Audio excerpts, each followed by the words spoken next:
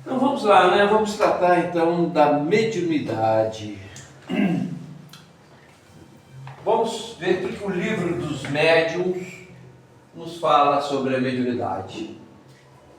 No seu capítulo 14, 159, Allan Kardec reporta o que lhe foi passado pelos espíritos. Então a mediunidade é a faculdade inerente a todos os seres que lhe dá capacidade de receber, em um grau qualquer, a influência dos espíritos. Então vamos inverter. Nós recebemos influência dos espíritos? Sim. Bom, então segundo Allan Kardec, dentro desse conceito, se nós conseguimos receber a influência dos espíritos, subtende-se que todos nós, de alguma forma, nós somos médiuns. Não é isso? Muito bem. Vamos adiante. Todo aquele que sente num grau qualquer a influência dos espíritos é, por esse fato, médium. Essa faculdade é inerente ao homem, ou seja, a mediunidade, ela é da essência humana, é uma característica humana. Aí vem eu pergunto, será que os animais também têm essa mediunidade?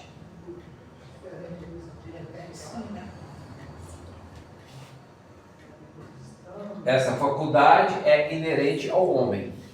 E será que é aos animais também?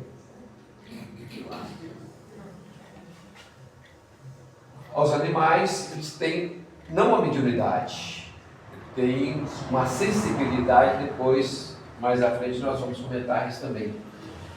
Não constitui, portanto, um privilégio exclusivo. Então, não é pelo fato da pessoa ser médium, independente se é homem ou mulher, que ela, pela sua natureza mediúnica, que ela foi privilegiada. Essas pessoas não foram privilegiadas. Porque a mediunidade, ainda que ela tem algumas características, e nós vamos trabalhar isso aqui, ela impõe muita responsabilidade. Não é isso, gente? Que são médios aí? Na maioria das vezes é até uma obrigação, né? Pois é. Por isso mesmo, raras, já é o contrário, raras são as pessoas que dela não possuem alguns rudimentos. Porque o normal é as pessoas terem essas características, esse comportamento de influência mediúnica. Pois pode dizer-se que todos são mais ou menos médiuns. Isso é o que nos traz a doutrina espírita através das obras de Allan Kardec. Qualquer dúvida, gente, vamos discutir, vamos trabalhar, tá? Kardec não restringe a mediunidade a fenômenos ostensivos, como a psicografia ou a vidência e outros mais, mas se estende a qualquer percepção da influência espiritual. Isso significa que, mesmo um pressentimento, o que é pressentimento, hein, gente? Quem é que já teve algum pressentimento? É uma coisa normal e comum de acontecer entre nós? Ter esses pressentimentos? Com certeza. Intuição? Também. Inspiração? Dentro do coração da gente. Oi?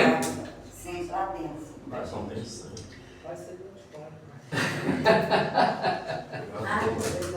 Não dá para conversar perto não, né? Então a gente vê que isso são características da alma, né? São percepções da alma.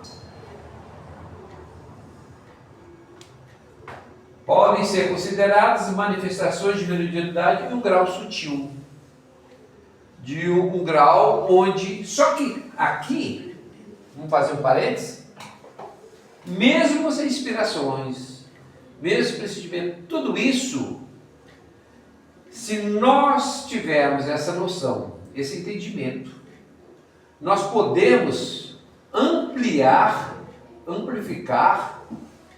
esses sentimentos. Por exemplo, numa intuição, numa inspiração. Né? Aí nós vamos criar um campo maior para que eles possam atuar, né? Sim. Através do estudo, através As meditações. meditações. À medida que a gente vai exercitando, a gente vai ampliando esse campo. Como que são normalmente os poetas, os artistas, né? Os escritores? De onde vem? Oi? Os apóstolos, na época de Cristo, naquela época já tinham essas intuições e essa coisa de mediunidade, não é? Porque isso sempre fez parte da humanidade. O homem sempre teve. Oi? Principalmente quando é mãe, isso aí dobra de.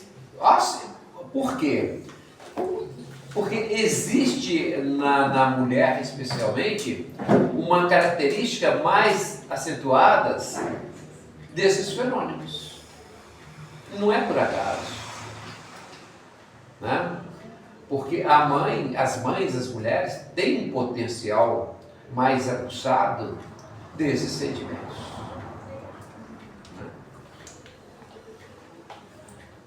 A mediunidade não é um dom concedido a poucos escolhidos, mas sim uma faculdade natural da alma humana, inerente à sua constituição perispiritual.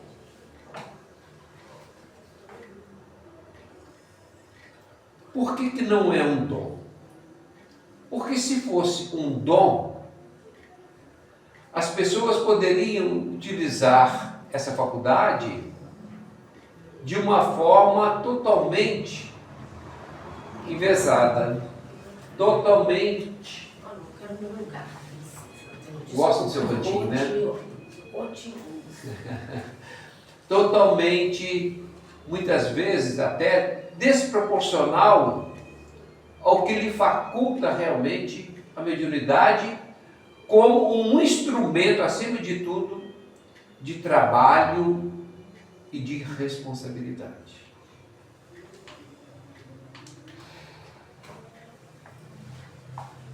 Assim como a visão, a audição, o tato, a mediunidade é uma capacidade que todos possuem potencial, ainda que diferente grau de desenvolvimento. Ou seja, a audição é uma faculdade inerente a todo ser humano, não é isso? A visão, o tato. Da mesma forma que ele está presente no arcabouço humano, a mediunidade também está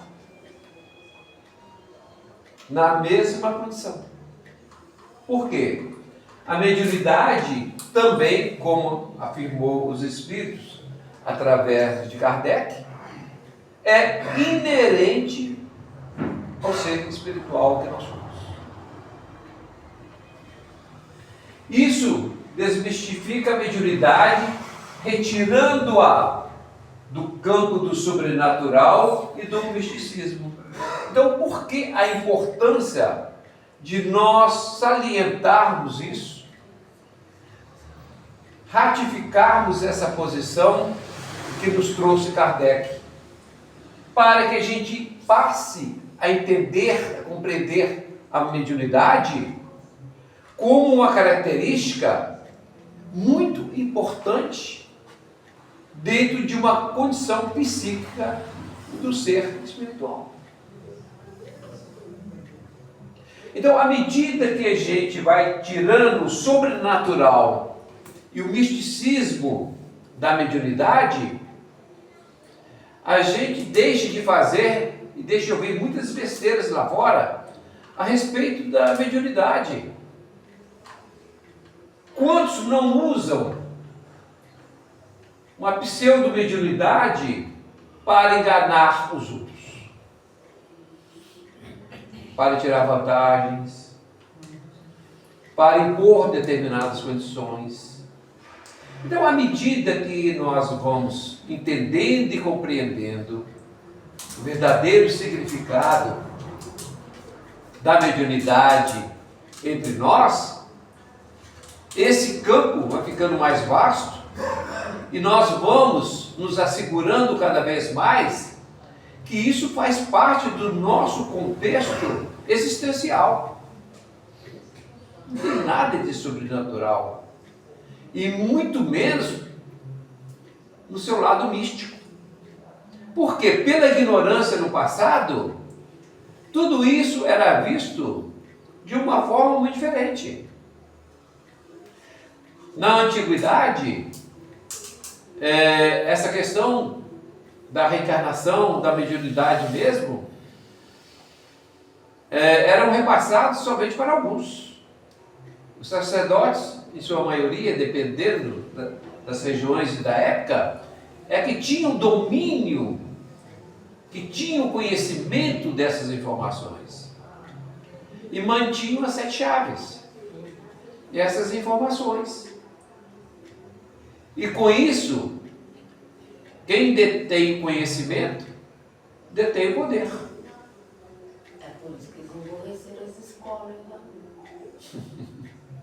Então, hoje, pela abertura da ideia, da concepção e do entendimento da doutrina espírita, faculta a qualquer um de nós buscar, estudar e se inteirar do que ocorre no mundo espiritual e como que este intercâmbio permanente se dá conosco de uma forma natural, porque não simples. Não sair acreditando em qualquer charlatão aí, né? Exatamente. Na verdade, esse conhecimento que a gente adquire aqui é justamente para você não cair nessas Tantas inverdades, Essas armadilhas, tantas mentiras que a gente ouve por aí. E tem mais. E isto, muitas vezes, a gente vê pessoas que estão dentro de casas espíritas há muito tempo, noticiando coisas que você vê que são totalmente absurdas. Falta de quê? De estudo, de conhecimento, de informação mais precisa. Né?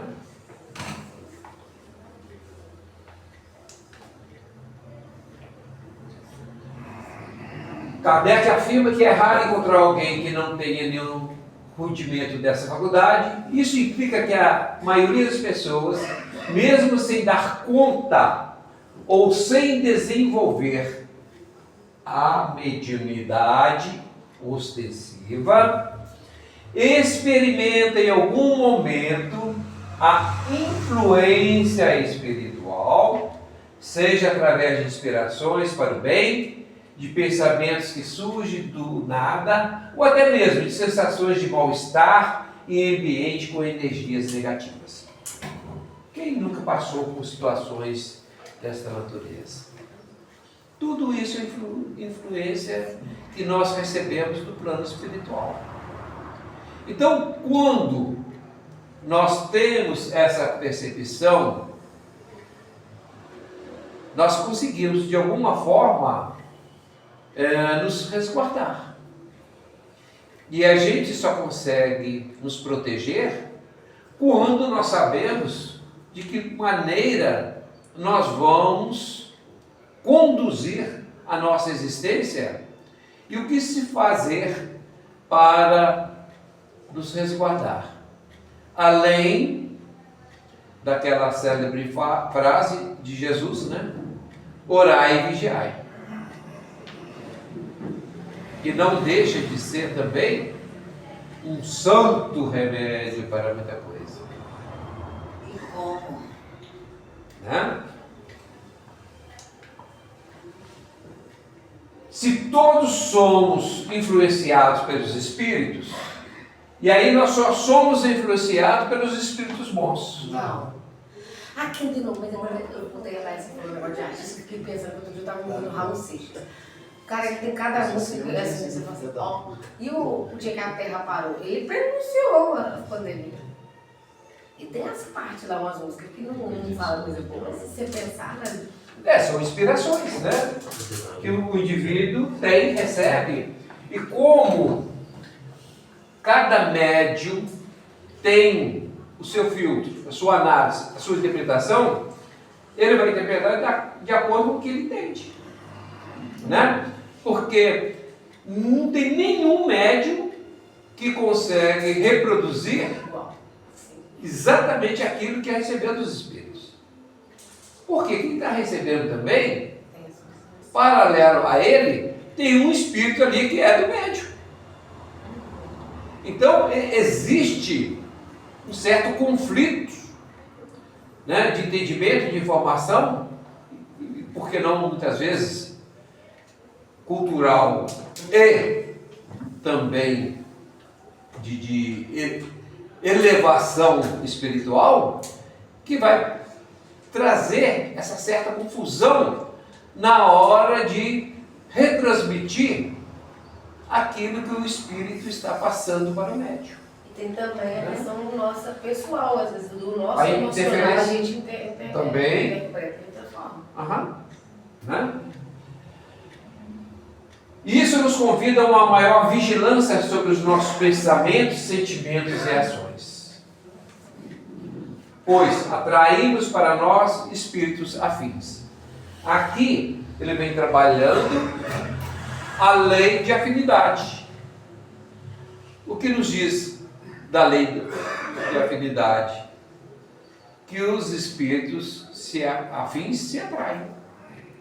Então, se eu estiver com a minha vibração, com o meu pensamento pautado dentro de um grau mais elevado, a minha comunicação vai ser com os espíritos numa posição mais elevada.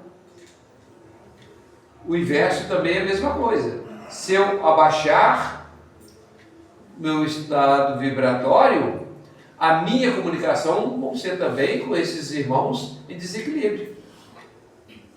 A escolha é minha. É o livre-arbítrio imperando sempre. Eu que vou escolher o que eu faço da minha vida. Né?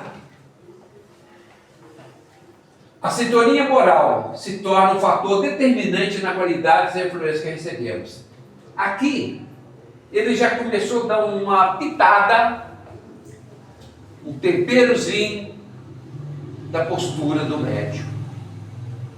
Porque antes de Kardec, antes das obras básicas, as manifestações vinham sem obedecer nenhum parâmetro, sem obedecer nenhuma regra, nenhuma norma, nenhum sentimento maior, na sua maioria, porque ainda não havia uma concepção formada, um conceito próprio da mediunidade trabalhando a moralidade. Hoje nós sabemos o quanto tem influência a questão moral nos trabalhos dos médiuns. Né?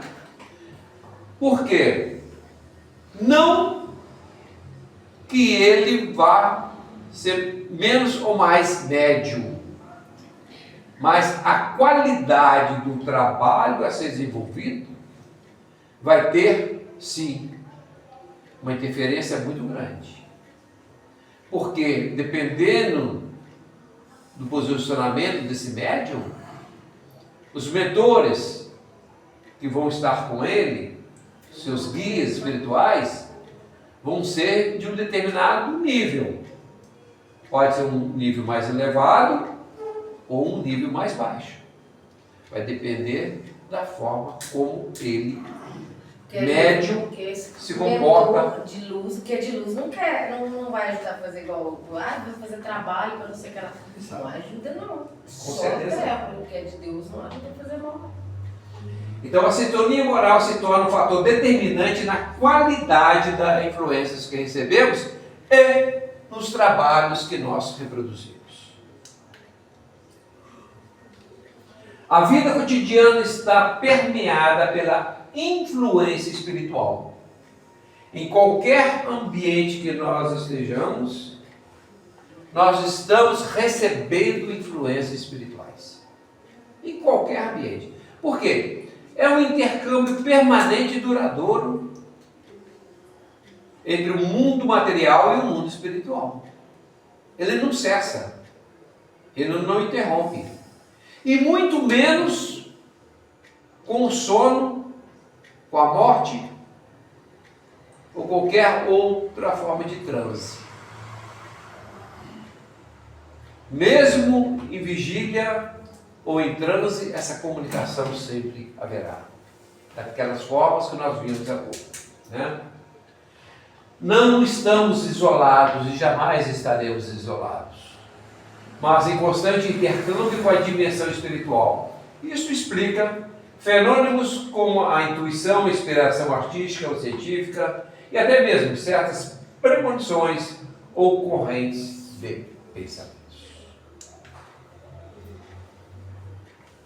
Embora a mediunidade seja inerente ao ser, seu desenvolvimento e uso consciente dependem de fatores orgânicos e morais. Mas espera aí, mas então a mediunidade não é só uma questão espiritual? Não. É também uma questão orgânica. Igual aquele negócio que saiu, que é genética, né? É genética. Nós dependemos do nosso cérebro, nós dependemos da pineal, nós dependemos da sinapse, nós dependemos dos neurotransmissores, nós dependemos dos hormônios, nós dependemos de muita coisa. Né? É o equilíbrio, né? Oi? Aí tem que ter o equilíbrio de tudo isso. Exato, para poder permitir que se faça um trabalho adequado. A prática mediúnica. A prática mediúnica séria e responsável, pautada na moral cristã e no estudo, é fundamental para que essa faculdade seja um instrumento de desenvolvimento e educação. Então, nos resta saber, nós, aqueles que são médiuns, o que eu quero fazer da minha mediunidade. Que conotação eu quero dar para a minha mediunidade? Como eu vou pautar a minha mediunidade, não só no plano físico, mas também no plano espiritual?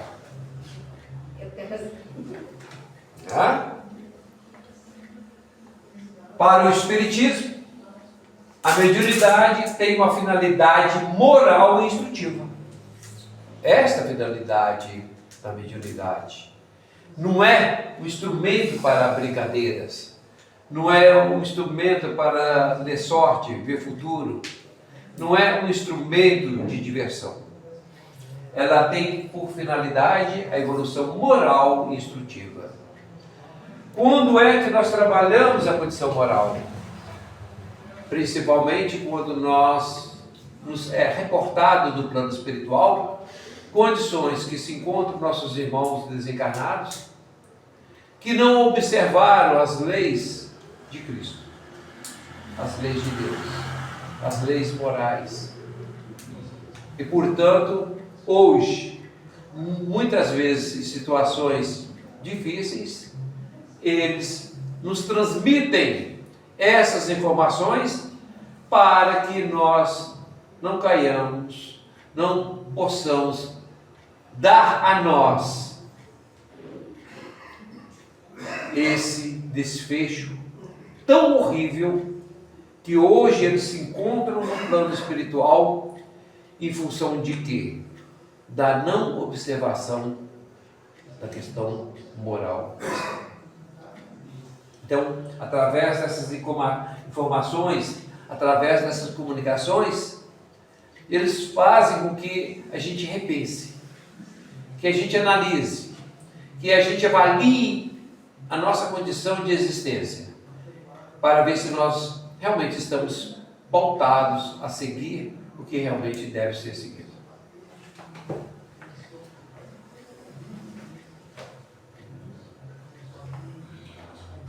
Ela serve como um meio de comunicação entre os dois planos da vida, permitindo que os espíritos transmitam ensinamentos, consolo, orientação e provas da imortalidade da alma. A mediunidade ostensiva, quando bem conduzida, visa o progresso espiritual e a caridade. Quando é que ela trabalha a caridade? Quando ela é utilizada para ajudar o próximo. E quem é o próximo? O próximo tanto pode ser encarnado quanto desencarnado. O próximo sempre será aquele para o qual nós estamos prestando socorro. Mas como nós vamos prestar socorro aos desencarnados? De que forma, hein, Jorge? São mediúnica no desdobramento. Ou de madrugada, a gente nem sabe às vezes. Se a gente dá exemplo, a gente consegue até recuperar os desencarnados, se necessário. Através também do Evangelho, você consegue reunir ao seu redor esses que precisam ouvir a palavra e muitas vezes não têm oportunidade. Eu tenho sempre recebido alguma coisa sobre isso, do mentor, que é essa transição e a grande importância de como Jesus deixou para os apóstolos saírem. Eles foram de cidade, Paulo, quando foi de cidade a cidade, levando a igreja à luz do caminho. Nós também temos essa obrigação. Sim. A partir do momento que viemos aqui, aprendemos e acreditamos naquilo, que senão não estamos aqui, é isso que o Espiritismo precisa, desses pontos de socorro, replicados, todos esses pontos de socorro. E cabe a nós fazer esse Evangelho, porque cada vez que você reúne, Jesus está presente. Todos os seus... o plano espiritual tem equipes, várias equipes que estarão sempre nos auxiliando. E esse trabalho, aí quando você pensa que aqui está falando, é esse trabalho moral que a gente tem que fazer. Que é, não, mas eu não sou médium, eu não vou lá fazer isso, mas faça o Evangelho em casa, que você está fazendo a maior contribuição para que o plano espiritual possa ter, e esses espíritos que estão na cidade tenham uma oportunidade de chegar mais próximo. Por exemplo, aqui, né?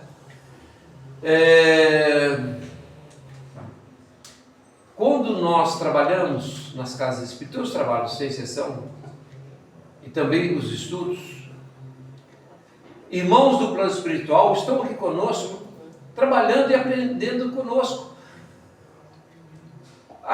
Essas informações que a princípio parecem que vai beneficiar só os encarnados, não. Muitos lá no plano espiritual desencarnaram sem que tivessem oportunidade de estar fazendo hoje o que nós estamos fazendo aqui. Verdade. Então eles aproveitam essa oportunidade para poder se inteirar conosco esses conhecimentos quando ele aqui estiver e não tiver essa oportunidade. Porque às vezes alguns desencarnaram em épocas que não se falava disso. Ou mesmo porque não tiveram o interesse. Mas o espírito tem que ter inclinação para o espiritismo, mesmo lá no espiritual. Oi? Eles têm que ter a... Como é que fala? Já o apontamento já para o espiritismo. Pelo menos a simpatia. Sim, com certeza. Se ele não tiver uma certa afinidade, porque tudo é afinidade. Se você não tiver, não adianta, né? Mesmo com todos esses esclarecimentos, quanto tempo eu demorei para... Todos nós. Quanto tempo, né? Eu não acho nem que é afinidade com o espiritismo, eu acho que é com alguma coisa ligada à espiritualidade, a Deus. Se a pessoa não tem, mesmo que seja uma religião, mesmo que seja outra religião, mas ela já tem alguma coisa falando de Deus, de amor, de coisa, ao desencarnar ela já tem um pouco de consciência disso. Então é mais fácil ela buscar, o espírito dele, buscar ajuda. Independente. Agora, quando a pessoa tem coisa, que realmente tem gente que nega Deus, que nega tudo, né? Tem gente que... Aí que é difícil. A importância dessas casas espíritas, e eu me identifiquei muito aqui com o Mai, é justamente essa informação que a maioria das casas ainda não passam. Vem através de palestras, que é ótimo, mas essa explanação aqui você te traz o conhecimento realmente daquilo que você pode encontrar. Então essa oportunidade, muitas vezes não tiveram isso, né? Porque tudo é a seu tempo também. Sim. Mas você veja bem, isso aqui, você vai ter plena consciência, a responsabilidade. Nós somos responsáveis pelos nossos próprios atos. Depois que você entendeu, compreendeu, né, de alguma forma, a partir daí é com você. Isso Cada um mesmo, de nós, exatamente. né? Herculano Pires. É interessante, depois dentro possível, estudar um pouco Herculano Pires, renomado escritor e pensador espírita, traz um conceito interessante sobre a mediunidade, onde ele fala sobre a mediunidade dinâmica, e que se distingue da mediunidade estática por sua forma de manifestação. E aí ele vem dizendo o seguinte: enquanto a mediunidade estática se apresenta de maneira mais discreta e sutil, a mediunidade dinâmica, que é, por sua vez, a ostensiva, extravasa de forma mais agitada através de fenômenos de captação e projeção espiritual. É interessante, apenas com palavras diferentes, ele apresenta uma outra forma de expandir. Porque quando ele trabalha mediunidade dinâmica e não ostensiva, ele abre o campo como sendo uma medida que vai avançar e crescer muito mais do que ficar presa dentro de uma questão simplesmente ostensiva.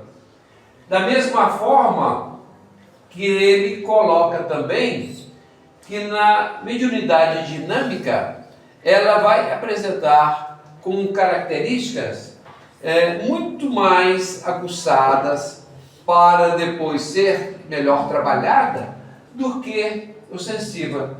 Mas então vem a pergunta: então por que Kardec inicialmente usou a palavra ostensiva? É porque tudo tem sua época e nem sempre nós vamos encontrar uma palavra adequada para um determinado assunto, né? À medida que o tempo vai passando, à medida que a evolução vai buscando e ampliando esse campo, as palavras vão se adequando melhor, vão se ajustando melhor, para que outros venham, né, e dê uma sequência naquele estudo. Em sua obra Mediunidade, Herculano Pires apresenta a mediunidade dinâmica como aquela que não permanece em êxtase no organismo do médium, manifestando de forma mais evidente, por vezes até com explosões em casos obsessivos, indicando a necessidade de auxílio e socorro. Aqui ele vem trazendo uma situação bastante interessante, porque aqueles que são médiuns ostensivos, ou agora médiuns dinâmicos, eles, em várias situações de transe mediúnico, eles vão trabalhar como obsessores, na orientação desses obsessores, na recondução desses irmãos. E isso só vai ocorrer dentro de uma mediunidade dinâmica. Herculano Pires enfatiza que essa modalidade de mediunidade se baseia na capacidade humana natural de estabelecer relações entre encarnados e encarnados, e que o médium dinâmico deve manter equilíbrio psicofísico e moralidade. Tem que ter moralidade. Sim, é base. Moral é base. Porque ele trabalha também com questão do psicofísico.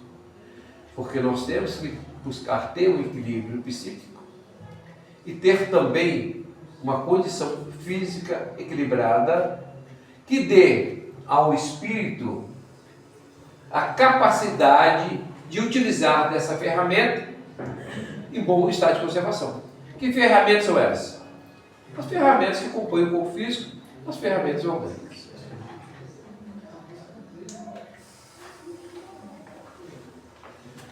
Dr. Décio, médico estudioso espírita brasileiro, que tem se dedicado a investigar a mediunidade sobre uma perspectiva científica, especialmente no campo da neurofisiologia, trabalhando com alguns conceitos deixados por Herculano dos Pires. É interessante como que a gente vê, cada um que vem coloca um tijolinho numa construção. Cada um que vem dá sua contribuição. Né? Este novo estudioso científico, Dr. Décio Iandoli Júnior, ele, né, através de seus estudos e pesquisas, não só de André Luiz, mas também de tantos outros, e aqui ele trabalha um pouco Herculano Pires para desenvolver um trabalho na neurofisiologia.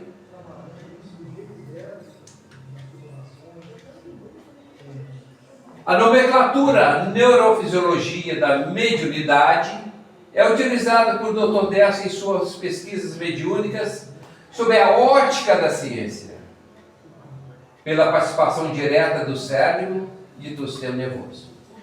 Veja só, aqui, a partir de agora, a gente já começa a ter uma nova conotação da mediunidade. Por quê? Curiosidade, como é que eles fazem isso? Eles põem o médico para ficar em desdobramento com eletrodos? Assim? Sim. Mesmo? Sim, tudo, sim. Mas aí eles têm que ter uma equipe de pessoas Isso para orientar, porque senão... Isso tudo dentro de universidades. Entendeu? Então todo esse trabalho, ele sai do campo da religiosidade, da filosofia, e já encontra o campo acadêmico, de pesquisas. E o que isso nos interessa e o que isso nos importa?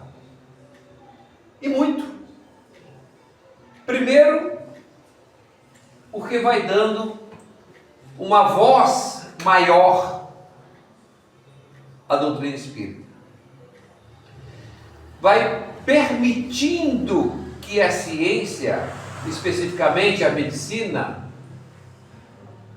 principalmente a psicologia e a psiquiatria, possa se engajar de vez com os fenômenos espíritas dentro de um campo acadêmico científico.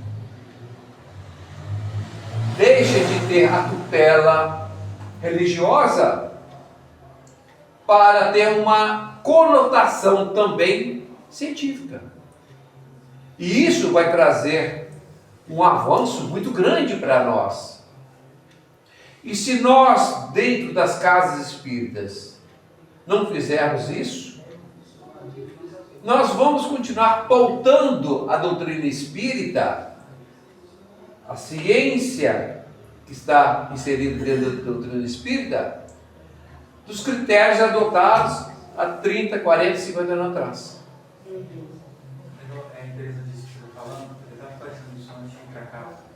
Um estudo foi feito pela Unifesp, que eles pegaram algumas pessoas que estavam passando por momentos específicos da vida, região político, estresse, ansiedade, e eles monitoraram essas pessoas com eletrodos e foram acompanhando através do eletrofisiógrafo para ver a evolução daqueles pacientes.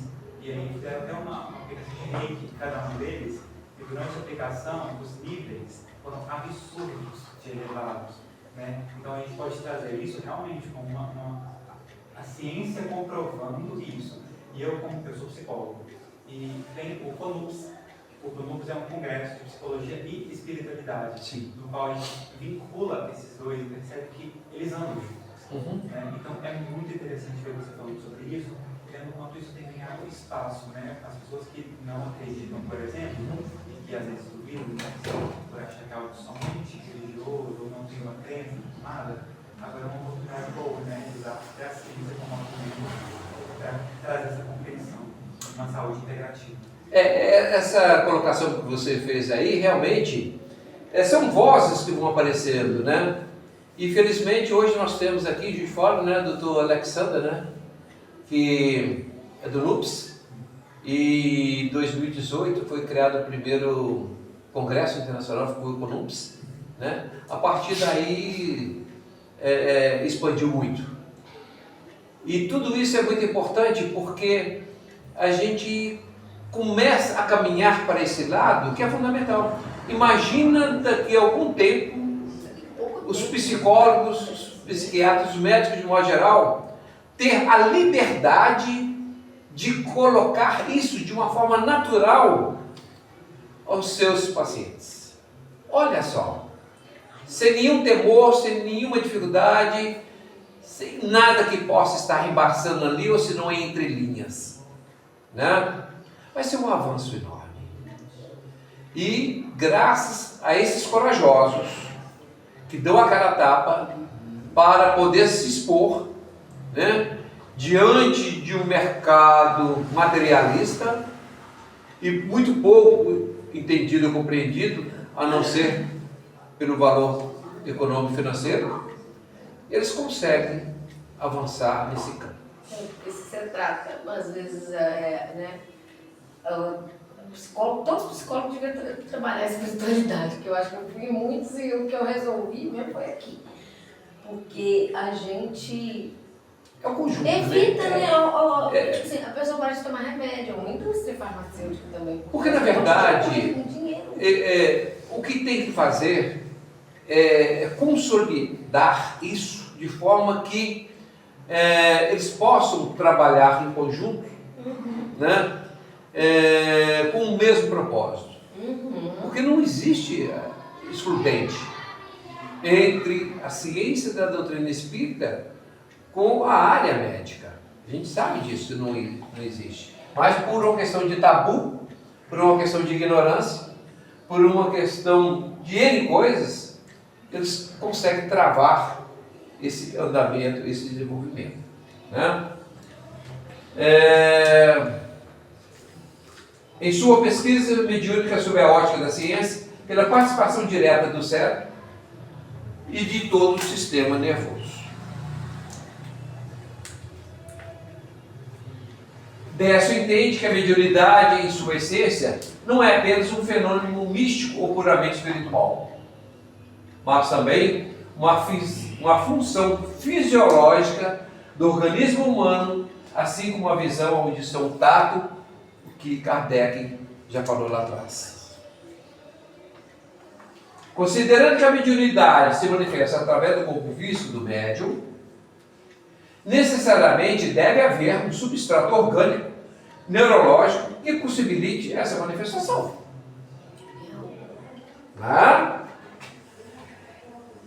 Isso que é interessante, que é importante, porque à medida que a ciência avança, que a medicina avança nesses estudos, coisas que ficavam escondidas começam a aparecer, e a partir dali, peraí, então se existe isso, se existe a questão, né, dos genes, como, né, já foi colocado, tem a questão da epigenética, tem N questões de natureza científica que vai trazendo novas informações. E para ter essas respostas, você tem que continuar procurando, pesquisando e abrindo esse leque cada vez mais. Não dá mais para parar, né? E aí ele vem falando, né?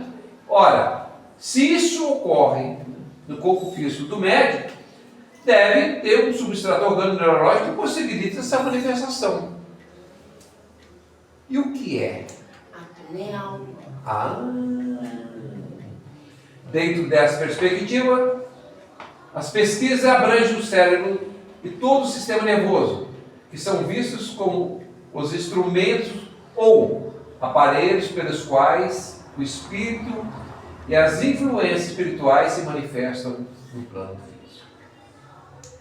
E a mulher, quando está no período menstrual, também ela está muito mais intuitiva, né? Muito mais... Sem dúvida alguma. Os hormônios falam não.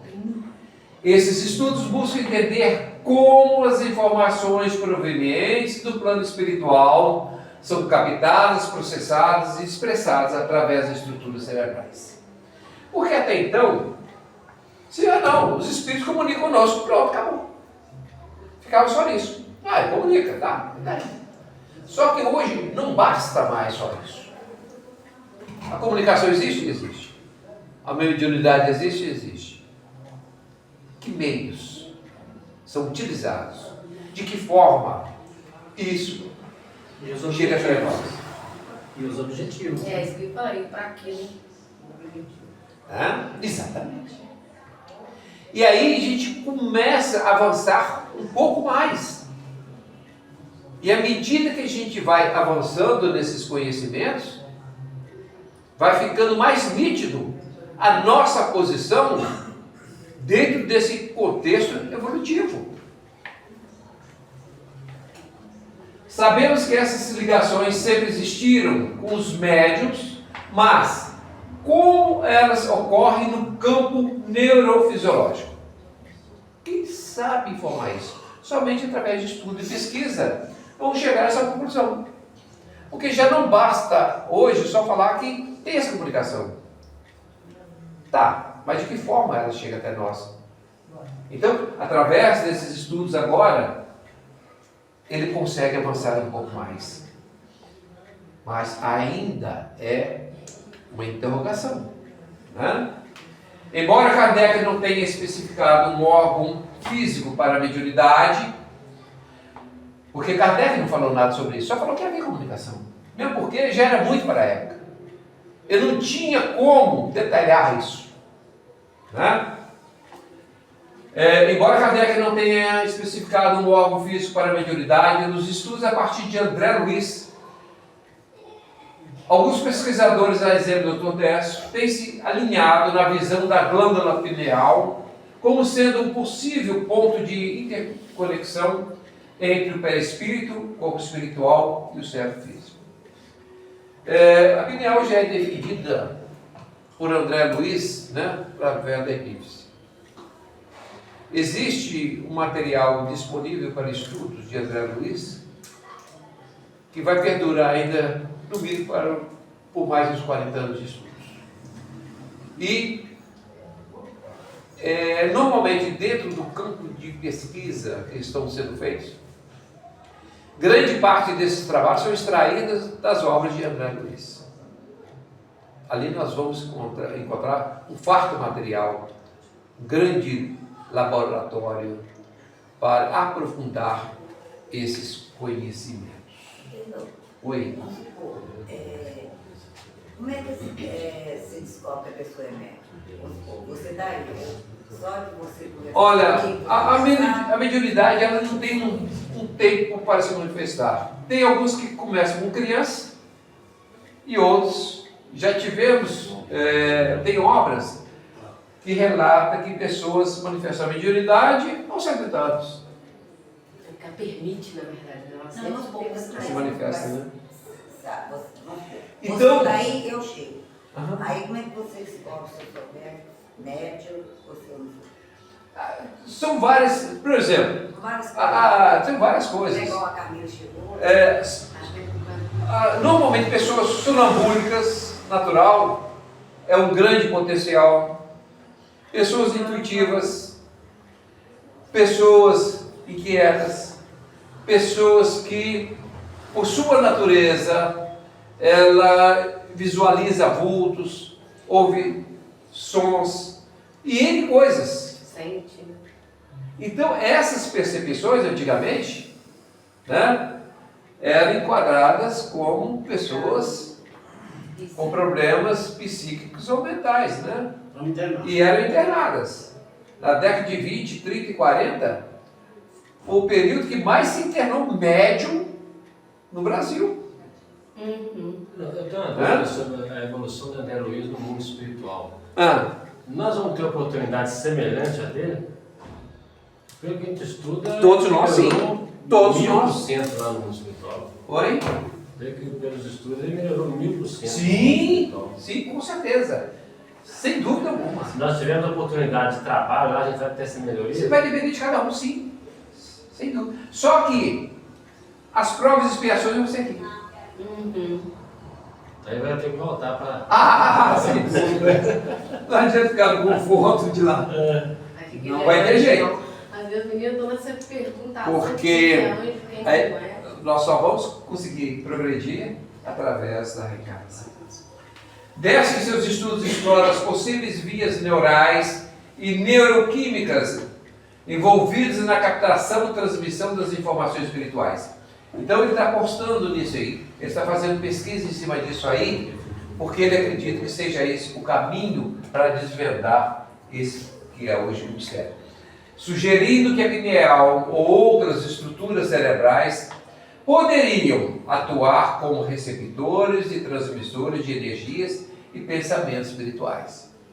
Então, a hora que eles conseguiram bater um martelo em cima disso e houver uma convicção a respeito sobre essa situação, todo o quadro científico espírita vão ser modificados na visão do leigo e na visão acadêmica. É porque é uma coisa palpável, né? Pineal, por exemplo, você tem uma glândula, aí, tipo, cientificamente é palpável. Comprovou, verificou, não tem mais como negar a existência dessa comunicação. E quem trouxe uma grande contribuição para isso também, sem dúvida alguma, foi Joana de Ângeles, através da coleção da psicologia espírita, que é fenomenal. O Chico Xavier tem essas sensações desde pequeno. Sim, sim. Mas olha só que interessante. Ele tinha, né? Desde criança, essas manifestações, né? E ainda assim, adulto, para que ele pudesse aproveitar o trabalho dele a nível da comunidade, da população e tudo mais, ele teve um acompanhamento, um exercício, um desenvolvimento de 5 anos, para que só depois começar a aproveitar o material dele. Olha só, mesmo com toda a evolução dele, ainda ele teve que aguardar esse tempo. Eu percebi o filho dele, aí eu vi que quando ele era pequeno ele era todo confuso, não sabia o que era isso, ele estudava, o que ele via. Aí a mãe dele mandava ele ser cristão, ele não desacreditava. Mas você sabe que isso até hoje?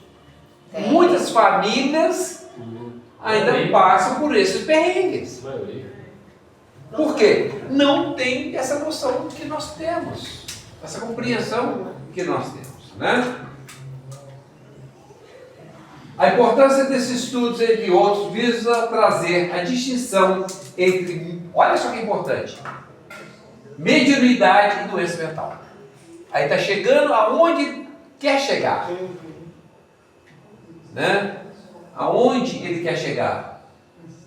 Décio defende que a mediunidade é uma função natural e que não deve ser confundida com os transtornos psíquicos ou qualquer natureza.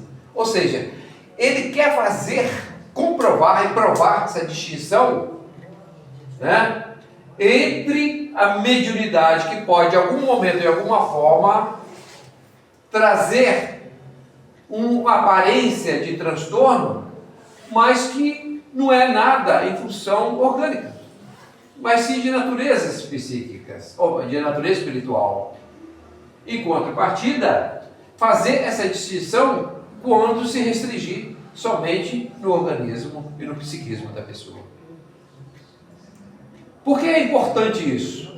Para que não haja essa confusão que muitas vezes o profissional da área, ao analisar um caso, quando o profissional tem noção